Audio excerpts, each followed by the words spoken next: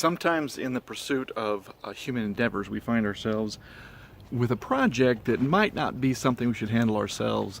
And I do believe in making sure that when it comes to these kind of projects, that you actually get some professional help. So I want to show you what a project I'm looking at doing today. This is my 2008 Honda CR-V, and I'm going to be installing, well, I'm not going to be doing it, but they're going to be installing a Roadmaster brake kit and hitch and the base plate.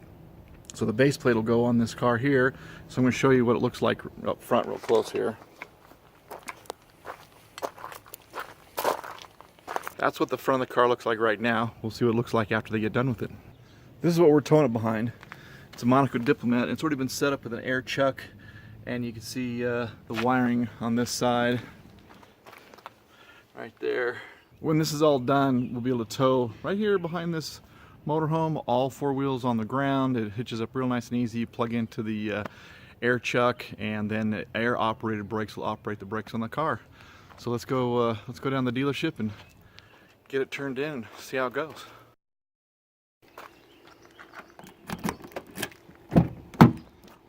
I specifically chose this car, this Honda CR-V, because these are made to tow behind a motorhome. You actually just go through a series of things, shifting your gear shifter and then sticking it into neutral, and then there's going to be a little switch that they install that'll allow me to turn off the auxiliary power so that it doesn't drain the battery while you're towing it, and then they hook it up so that when you put the brake on your motorhome, that it'll operate the brake lights on and signal lights on the car.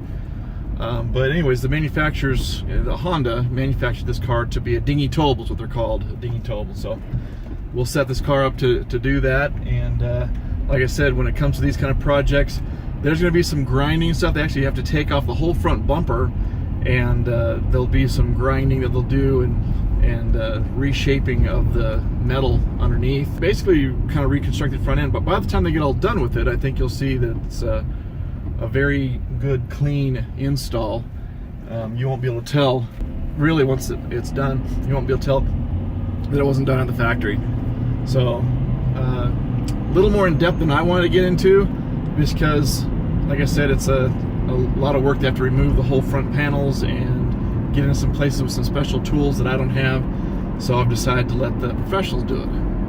When it comes to finding a reputable RV dealership or trailer place that will actually do the work for you, make sure that you do your research, check out online, go visit with the shop, get all your questions asked.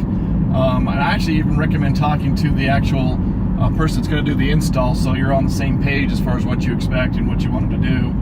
And then also get a written estimate as far as what the cost is going to be.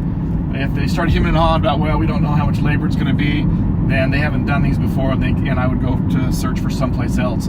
But they should be able to show you exactly what it's going to be, cost-wise, labor-wise, and everything, and get you taken care of. So make sure you find a reputable dealership or RV trailer install place, either one. But make sure you do your research. So I'm up here in Kalispell, Montana, and I chose Gardner RV is the place that's going to do the hitch work for me. And Gardner RV is a very reputable dealership, great service department. So I actually got to talk with the technician that's going to do the work on it. His name's Garrett.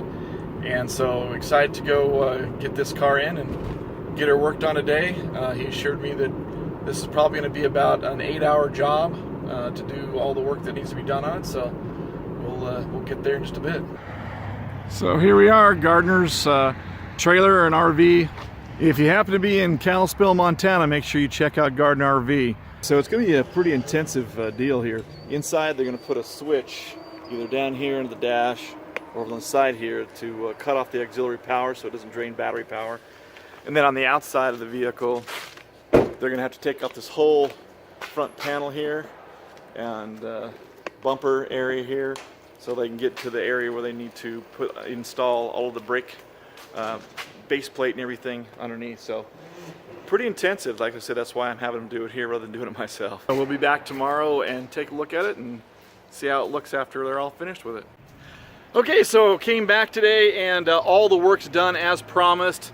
Look at that. You can see there's my Honda all set up, Falcon 2, all the wiring. This was the one that uses a air actuator. In fact, I'll show you inside the car here. So that little armature pushes in. When I push the brake pedal on the motorhome, that actuates the one in the car and applies the brakes, which does a phenomenal job. They did a really good job here at Gardner RV. So if you're in Kalispell, Montana, and you need some service work done, or you're looking for a motorhome, these are the guys to come see. They do excellent work. They even ran into a little bit of trouble because the motorhome was wired wrong for the hitch. Didn't charge me anything, just went ahead and got that all taken care of. So very excited, very happy with the work that was done here. Again, if you're in Kalispell, come talk to Gardner RV. I'll see you guys later. Thanks.